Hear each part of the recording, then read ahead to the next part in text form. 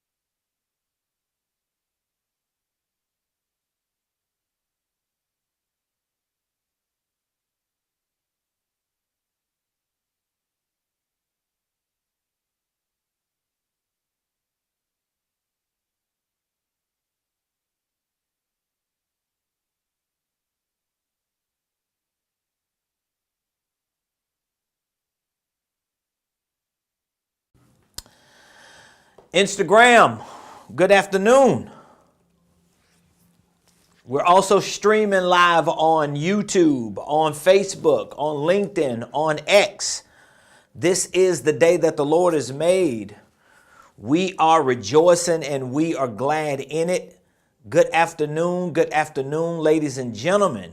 Today is Thursday, July the 11th, 2024, and you are watching the Ramon Preston Show. Today, we're going to be talking about the best way to leverage a holding company. All right?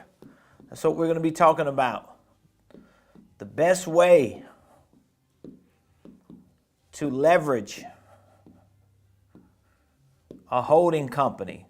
So all of you entrepreneurs out there, all of you small business owners, if you have followed me for any time, at least within the last 5 years, if you followed me for any amount of time within the last 5 years, I'm sure you've heard me talk about the power of a holding company and why it is essential for you as a solopreneur, small business owner, to have your holding company structured correctly and to use that holding company to grow, expand, and increase your enterprise, your net worth, your value, your market presence. So today we're going to be talking about the best way to leverage a holding company. Before we get started, please do me a quick favor. If you're watching me live during this 12 o'clock noon Eastern Standard Time hour, would you please be so kind to put in the comments what city you're watching your boy from? Please let me know. My squad and I, we are live right here in the beautiful Buckhead community of Atlanta. Now, again, I want to explain to you a concept that's tied to having a holding company, which if you understand this concept, it can be used as the best way to leverage the holding company. All right? So let's say, for example, you as an individual set up a holding company, which in most cases, it's an LLC. We already know that the primary purpose of your holding company is to do what?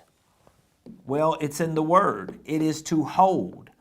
What are you holding as a primary purpose of your holding company? You're holding ownership interests. That means you may have other entities under your holding company. This would be LLC number 2, in this case, LLC number 3. So that is one of the primary purposes for starting and structuring a holding company, so that your holding company can hold ownership interests. These would be considered subsidiaries. All right, we've already talked about that this week. One of the other primary purposes of your holding company would be to hold IP, which is short for intellectual property. That could be copyrights, trademarks, certain proprietary processes that you have. For example, you may have a 5-step process to do A, B, and C. That 5-step process can be considered intellectual property, royalties, licenses. So all of these are intellectual properties in nature. So that means if you got curriculum for courses, if you have certain training manuals, if you write books and you have copyrights, publishing, if you do music, whatever these things are, they're all intellectual in nature. They can all be held by your holding company, right? So again, this is primary purpose. But remember, if you've listened to me enough, you should already know, just because your holding company has a primary purpose, okay? Just because your holding company has a primary purpose, that doesn't mean it's the only purpose. You want to differentiate that, okay? A lot of times when a solopreneur, everyday entrepreneur starts a small business, most of the times they're not going to start a holding company. Most of the time they're going to start an operating company. This would be an operating company, because they're going to start a company to sell the product that they have, to provide the service. So if they trimming trees, cutting grass, shining shoes, they're marketing, they have a virtual assistant company, whatever the thing is that you do, that you want to make money off of, most of the times you're going to set up an operating company. But with this structure, it could still be an operating company. The only difference is you want it to be owned by the holding company. But most entrepreneurs, when they start a business, they have an idea to wash cars. They have an idea to sell hoodies and hats. They have an idea to provide some type of service or to sell a certain product. The first thing most entrepreneurs do is they just start a LLC business, and they go out to try to sell the products and services through that LLC. What I'm saying is that's not the perfect way to do it. Or to me, it's not the best way. I would say start your holding company, and then if you have other companies, you do that. But remember, your holding company has a primary purpose. It's going to hold these companies that are making money. It's going to hold ownership interests and intellectual property. But again, it's not the only purpose. So what are some other purposes? This is where I'm showing you the best way to leverage your holding company. Because what I did with my holding company was I set up my holding company. So my holding company is called Ramon Preston Enterprises, LLC. It is a holding company, but I'm not marketing it as a holding company. Why? Who cares if it's a holding company? So if I'm talking to you as a business owner and I tell you, I'm the owner of Ramon Preston Enterprises, LLC, which by the way is a holding company. Do you really care about that? No, you don't care about that. You don't care because it's a holding company. You're trying to figure out, okay, if it's a holding company, what is it doing? It's just holding assets. That might sound impressive. It might sound bougie and sophisticated, but it don't mean nothing to people. So from a structural perspective, I set up my holding company, Ramon Preston Enterprises, LLC. But how was I going to leverage my holding company? So when I say leveraging a holding company, leverage, what am I talking about? How can I use this holding company? This is what my meaning of leverage is. How am I going to use this holding company to make some doggone money? That's leverage. Because I know a whole lot of people that set up LLCs, holding companies, and all kind of companies, and they can't leverage it because they can't make money from it. So how do you leverage your holding company? As a matter of fact, I think what I'm getting ready to share with you is the best way to leverage a holding company. My thing for leveraging a holding company is tied to you taking your intellectual assets, what you understand in business, what you know, what you're good at, and packaging those things in the form of products and services that could be monetized. So the best way to leverage a holding company is to take the IP, the intellectual property of whatever it is that you know about and to package it in the form of consulting. Maybe at some point you package it in the form of some coaching. And at some point, you can also package it in the form of education. So if you're consulting people, right? Is that a physical product that you sell? No. If you're consulting somebody, you are providing a service to people based on your knowledge in a specific area. Consulting is about you having the ability to help people in a certain area. Most entrepreneurs and small business owners, they're already consulting people. A lot of times they're already coaching people and educating people. The only difference is they ain't getting paid for it. And some of you entrepreneurs that's listening to me right now, you already know what I'm talking about. If you got a business, even if you got a ministry, either one, or for-profit or nonprofit, most likely, anytime you talk to people about what you do, you're probably educating them. If it's people who you meet that want to do what you're doing, you're probably coaching them to some extent. If you are going in depth into the nuts and bolts of how you do whatever it is that you do, you're probably consulting them. You're just doing it off the record because you do not have products or services or packaged products and services available with prices for you to formalize or professionalize what you're doing. Now tell me if I'm lying, but I know I'm not lying because I used to be this person. Before I properly set up and structured my holding company, and before I understood how to leverage this type of company, I was doing this stuff, but I really wasn't professionally leveraging a business entity to make money off of this stuff because I didn't see it the way I needed to see it. So a lot of this is about you seeing yourself as someone who's an expert, as someone who's a professional in a certain area with the ability to be able to charge for what you do, or at least have prices that will charge what you do, even if you give them some type of discounts or pro bono. You still need to associate what you do with money, with a value, with a dollar amount, so that you can feel better about who you are and what you do.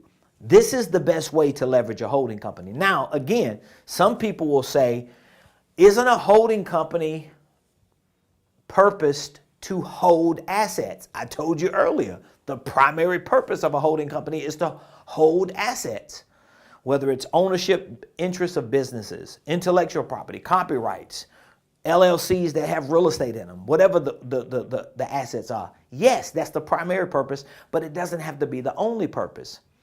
So what I did when I started my holding company, I didn't have assets to hold. When you first getting in business and you on the come up, you don't have assets to hold. This is what I try to get entrepreneurs to see. You ain't got no assets. So sometimes it's not beneficial for you to set up a holding company and then to set up, let's say, 4 separate companies to represent all the things that you want to do. Sometimes it's not beneficial for you to do that. Like, for example, when I set up Ramon Preston Enterprises, I could have started a consulting company separate from Ramon Preston Enterprises.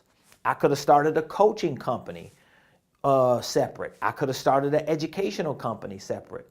I could have started any type of company separate. But why didn't I do that? Because number one, all these other companies were just ideas. It's not like these other companies were, these companies which were ideas, it's not like they were making money. And even if they were making a little bit of money here and there, they wasn't making enough money to justify being their own entity. Because when I have a separate entity, I got to have a separate QuickBooks account. I got to have a separate bank account. I don't have to necessarily have a separate general operating system, but shoot, you got to have separate, QuickBooks and bank accounts and EINs and Secretary of State documents and annual registrations, all of which you don't necessarily have to have if you understand how to leverage a holding company. But what happens is a lot of entrepreneurs, they're so stuck on doing the thing that they think they're good at doing, they never come off that long enough to elevate themselves to be more than just the person who does the thing. Like, for example, let me give you an example of what I mean by this. If I shine shoes, right? Let's say I shine shoes. I'm using something vague and something simple for you to understand. If I shine shoes, okay, and I'm an entrepreneur, what do you think the first thing a shoe shiner is going to do if they say they want to get into business? What type of business do you think they're going to start? If somebody shines shoes and they're getting ready to start a business and they tell you they're going to go into business because they feel like they're good at shining shoes, what is the first thing that they're going to do? So let's say if my name is RP, right? And I shine shoes. The average entrepreneur, they ain't thinking about no holding company, are they? No. What are they thinking about? They're thinking about RP Shoe Shine LLC. That's what they're thinking about. They're thinking about starting a shoe shining company. So if I was the average entrepreneur that knows nothing about holding companies and business structures, and I am making money shining shoes, and somebody's like, hey, Ramon, you need to build a business around this shoe shining thing, man. You good. You making a lot of money. You can have a shoe shining spot in every area of your city. And I'm like, you know what? Yeah, I'm going to do that. I'm going to go to the Secretary of State and I'm going to set up me a LLC for shoe shining. So I go to the Secretary of State and I open up RP's Shoe Shine LLC.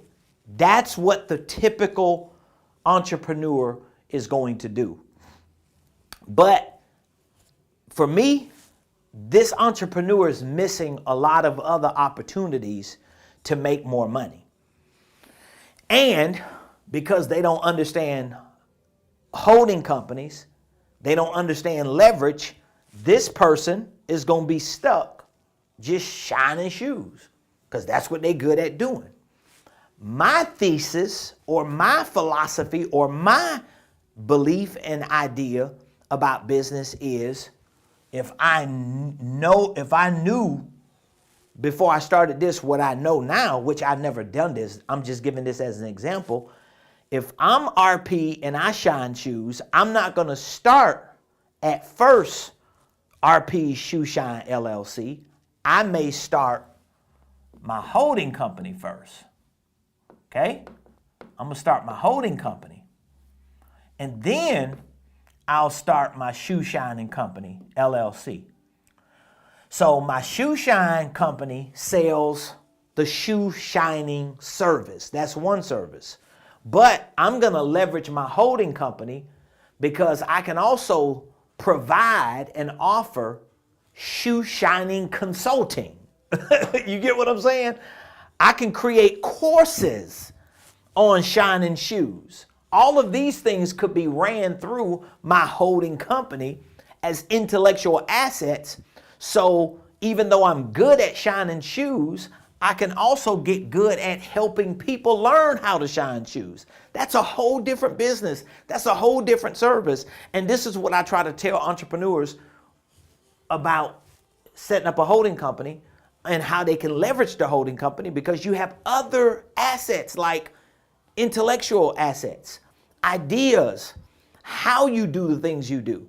But they get stuck on doing the actual work for that business. They never elevate themselves to become experts in that space. That's what I would do. I had to go through the same transition myself, so I know how hard it is, but I know how impactful it is when you're able to make that transition. And if I set up a holding company and my holding company owned a shoe shining company, and I also started a shoe shining course, a shoe shining program, I became a consultant for other shoe shiners or people who want to get into the business, I would become the go-to person, and the value of my shoe shining business goes up because I have become more than just a shoe shiner. I am now the go-to person in the shoe shining business. This is why I encourage every entrepreneur, no matter what the business is that they're in, to do this, because this is the ultimate leverage. And I'm using shoe shining as an example to show you it can be the most basic business, period, and you can still use that concept. Now, is it going to work exponentially for everybody? No, it never does. But I tell you what, it'll at least give you some leverage point to start moving a little closer to where you want to go. That's just my take on it.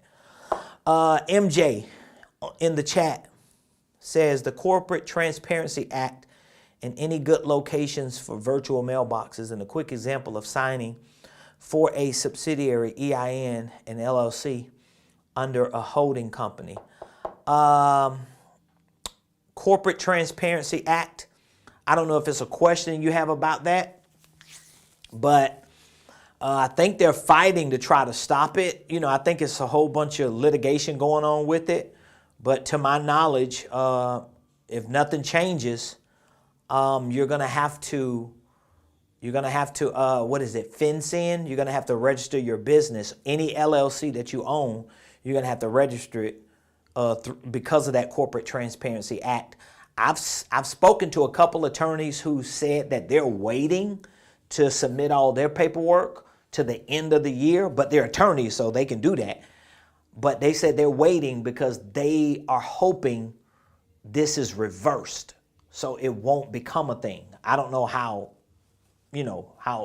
how that's going to happen, but I know a couple attorneys that said that they was waiting on it. As of today, the Corporate Transparency Act demands that, okay, by the end of this year, any existing LLCs, you're going to have to register all those LLCs with FinCEN. And then I think once you get into 2025, if that doesn't change, any new LLCs beginning in 2025, if I'm not mistaken, I don't keep up with a lot of that stuff. You're going to have to, once you file an LLC, set it up, moving forward, you're going to have like 30 days to do it. But again, don't quote me on it. That's the only thing I know about the Corporate Transparency Act. You also said any good locations for virtual mailboxes. I don't think there's any good physical location. I mean, I would use the city I'm in. I don't think that there's no specific place. Like, if someone is in Atlanta and they need a virtual address, I would use Atlanta as a virtual address. I don't think there would be no benefit if I live in Atlanta and I got a New York virtual address other than to show off that I'm in New York. I don't see where there's no relevance to that. If somebody needs a virtual mailbox, I think they should use the city that they're in, because that can backfire. Like, for example, let's say you want to be in Manhattan and you want to be in Hudson Yards because it's bougie, and then you got a virtual mailbox. Maybe that will work for some clients to impress them. But then if you're here in Georgia and people see a New York mailbox, that can also go the other way, and people feel like, are you a Atlanta business or a New York business? And that can affect how people do business with you. So it's almost like having a phone number that's not local. Like if you get a virtual phone number, I would recommend you have a virtual phone number that's local to the area code that you in. A lot of the big companies, they buy these phone numbers so that when they cold call you, they have a local number coming up, but they in another state, because they know how important it is for them to make it feel like that they're local. So I don't think there's a good location for a virtual mailbox. That's just my opinion. I don't know if it's that big of a deal. And then you asked for an example of signing for a subsidiary EIN and LLC under a holding company. Well, if you have a holding company, already set up, and then let's say you want to start another company under your holding company. Well, when you go get the EIN for that company, the IRS is going to require there to be a responsible human being that signs. So it's really not going to matter. You're not going to be able to sign on behalf of the holding company when you get the EIN for the subsidiary. So you're still going to have to sign your name for the holding company. And you're going to say it's a single member LLC, and you're going to sign it. Now, when you go to the Secretary of State, matter of fact, just a FYI, when you go to the Secretary of State to obtain your subsidiary, I think I have something on here. Yep. So when you go to the Secretary of State to obtain your articles of organization for your subsidiary, most Secretary of States are going to ask, is the member or the organizer? I just did this for a client yesterday. I guess I could consider them a client. I just did this for somebody yesterday, helped them set up their holding company. When you go to the Secretary of State and you're getting ready to set up a LLC, and let's say it is a LLC subsidiary that you want it to be owned by your holding company, when it asks who's the organizer or the owner of this company, it's going to give you two options, an individual or a business. In the case of a subsidiary, you're going to check business, and then you're going to put the business down as the organizer. But it's still going to require a human to sign it in most cases, because a business can't sign. I mean, a business is not a human. So this is how I typically sign for a subsidiary on behalf of a holding company. And I have all this in my holding company course, startup kit, my workbook. I teach all the mechanics and ins and outs of it. So you would sign it like this: John Doe. Let me see. You would sign it like this: John Doe Enterprises LLC, period, by John Doe. That's how you would sign it on behalf of your holding company. John Doe, is it Doe or Do? John Doe Enterprises LLC by John Doe. Now, I know that worked because I've done it for mine. I've done it for a lot of clients when I used to set up a lot of holding companies and subsidiaries. I don't even do that no more. I don't even provide that service no more. We took it off our website. But that answers your question, MJ. MJ also asks, and what's the first immediate benefits that can come right after starting the holding company? Like, does the holding companies go for grants, loans, funding to help start? I recommend that when you set your holding company up, you go after anything and everything you would with any other company. So you set your holding company up, you set it up, you set up your bank account, you open a bank account, and just like I told the young man that I consulted yesterday and walked through this process of setting up a holding company, first thing I told him was, once you get your articles back, articles of organization, once you get your articles back, you already have your EIN. We set that up yesterday. Then you go open up a bank account. My recommendation was call your local bank. If that's who you're going to set up your business bank account with, call first and ask to schedule an appointment to sit down with a business banker. Why do I want to do that? Well, because I want, number one, them to be prepared for me to come in. I don't want to just talk to a random teller. And I want to be able to sit down with them and be prepared to have questions to ask them. What is your underwriting criteria? What is the credit score requirements? This is my new business, so I don't have credibility, but what would I need to get a credit line with y'all, or to get a secured line, or to get a credit card? What is that criteria? Is that something y'all could walk me through today? And based on your criteria, where do you think it can be underwritten for me to see if I could get a line of credit or something? I would do that day one. So while I'm there setting up my bank account, I'm asking those questions, right? I would also, of course, get your Duns and Bradstreet. I would set up a NAV account. NAV is one of those companies that you can set up an account, you can monitor. It's almost like a credit reporting, a credit profile platform. Like, I'm not good with all this credit stuff, so I'm not the person for that. I just know what I know. But I do have a NAV account, and NAV will, they will report your account with them that you pay, I think, once a quarter as a trade line. Maybe you go get a U line and some other trade lines to start establishing credibility. But I would, depending on your personal credit, depending on where you are financially, I would try to get credit cards and things in my business name. I don't know enough about that side of the business, the credit part, to really give you like deep strategic plays on how to do it, because I'm not that person.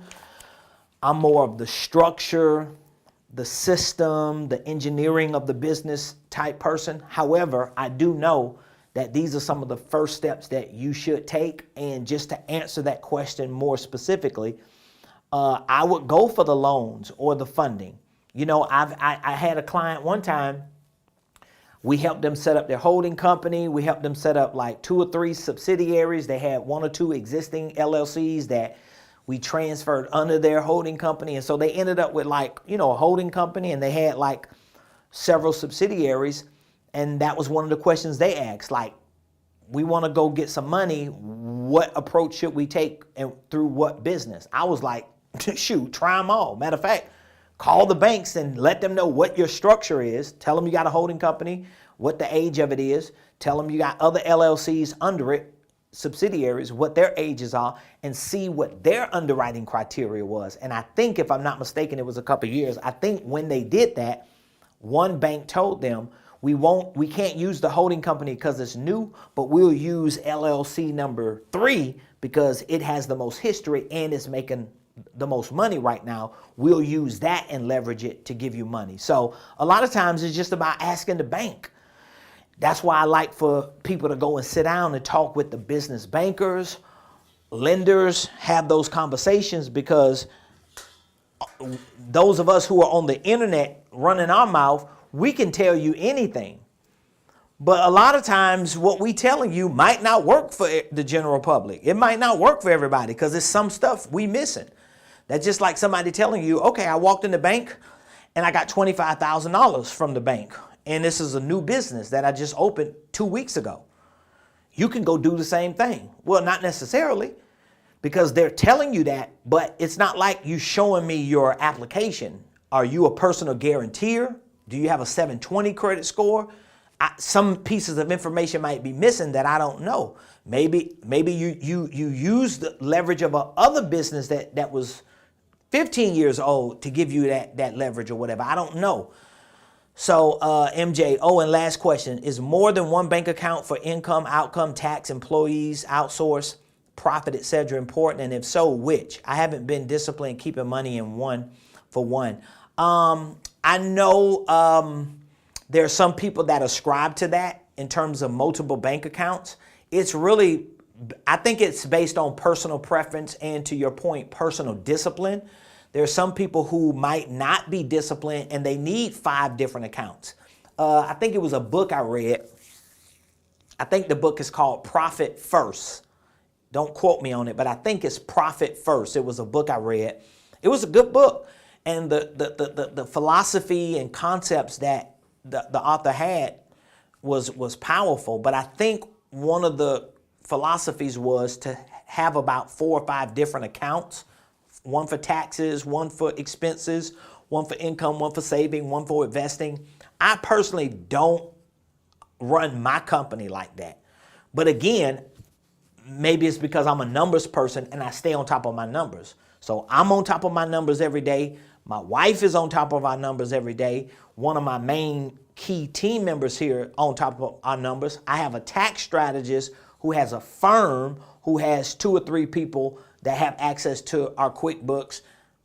Everybody stay on top of the numbers because I stay on top of my numbers. I like to always know where I'm at with everything. How much money I made, how much money I spent, how much money is left, what my projected forecast of tax liabilities would potentially be, how much free cash flow I have, what the deal value is for the sales that I made, what real money came in, how much money I lost. I want to know everything about my numbers.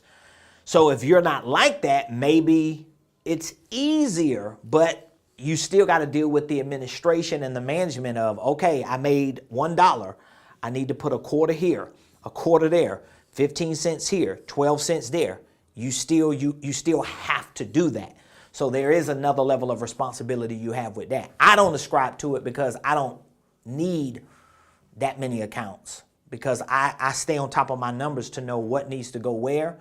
And a lot of times I manage a lot of those financial activities inside of my QuickBooks, not necessarily through bank accounts. So that's one of the things that a lot of entrepreneurs do. They think they have to manage certain activities through bank accounts when some of that activity needs to be tracked through their QuickBooks accounts, and they could just attach that to classes or certain areas of their QuickBooks. I don't know. MJ said, I think because they not making nothing yet, I try to put personal money into it to get it going. Then I end up having to spread it even more to maintain. Maybe I just stop and let the income of the business. Right. Well, listen, I hope today's show helped y'all at least think about the best way to leverage a holding company. I personally think you should learn how to move your business into consulting and providing those type of services, no matter what it is that you're good at doing. You could shine shoes, you could paint, you could talk, you could be a VA. It doesn't matter what you are. I think you should have some high-level, high-ticket services that you offer and utilize that to leverage your holding company so that you can start generating some revenue and then build other subsidiaries out as you go. That's just my personal opinion. If for some reason what I'm saying to you does make sense and you need additional resources, we have one amazing resource that we're still offering absolutely free. It is a business assessment workbook. This is a 17-page digital workbook. As a consultant and who has a consulting firm for entrepreneurs and small business owners, we utilize a 5-step process to consult our clients. That 5-step process is inside of this workbook, even though I know it by heart. But this is a business assessment workbook that we put together for our students who train inside of our Millionaire Blueprint so that they can understand what it feels like if I sat down with them in person. Because I don't always have an opportunity to sit down with people in person, but when I do, I'm walking them through the same process. And it's the 5 steps that's in this workbook. This workbook helps you think about things you didn't think about. It helps you to identify with your strengths, your weaknesses, your opportunities and threats, which is a traditional SWOT analysis. And it really gets you to think about what the next step is that you need to take in terms of growing your business and growing yourself. So you can click the link in the description. If you're watching from Instagram, you're not streaming with us, so you will have to go to my bio, click the link tree, and you should see the free resource in the link tree. When you click that link in the link tree or in the description, you can get access to this business assessment workbook. I encourage you to download it, maybe print it out, go through it. There are walkthrough videos that I have inside of the module that holds this workbook. You can go through each step of those walkthrough videos while going through each page of the workbook. You could take notes, you could circle things, you can jot down things that come to your mind. And when you're finished, if you know that there are some answers you need about certain moves you need to make, just text the word strategy to one of these numbers, and we will offer you a free strategy call. I mean, it's free. We'll take a few minutes on the phone, answer the couple questions you have. Maybe you don't just have questions that want answered. Maybe you want to become a student inside of our Millionaire Blueprint so you can learn all these things about holding companies, tax strategies, systems, processes, real estate investing, and the list goes on and on. Maybe you want to become a client and you really need a consultant, somebody to mentor you and coach you and help you get your business to the next level. Then guess what? You can still download the workbook, but you can also just text strategy and we'll call you back today. We'll jump on a call, answer questions, and see what fits you best. And we can get you plugged in, signed up, onboarded, and started today. It's up to you. Either way, free business assessment workbook available, strategy call. You can text or call either one of these numbers. My team and I, we are here waiting to help you take your business to the next level. With that being said, ladies and gentlemen, this has been another amazing show live on this Thursday, July 11th. And I'm looking forward to being back tomorrow, 12 o'clock noon Eastern Standard Time, right here on the Ramon Preston Show. Love y'all. Appreciate y'all. Leave a comment. Let me know what your biggest takeaway was. What did you learn from today's show? What was the aha moment, the eye-opening moment that you had? And don't forget to subscribe to the YouTube page. Follow us on all platforms at Ramon Preston. I'll see y'all tomorrow, 12 o'clock noon, same place, same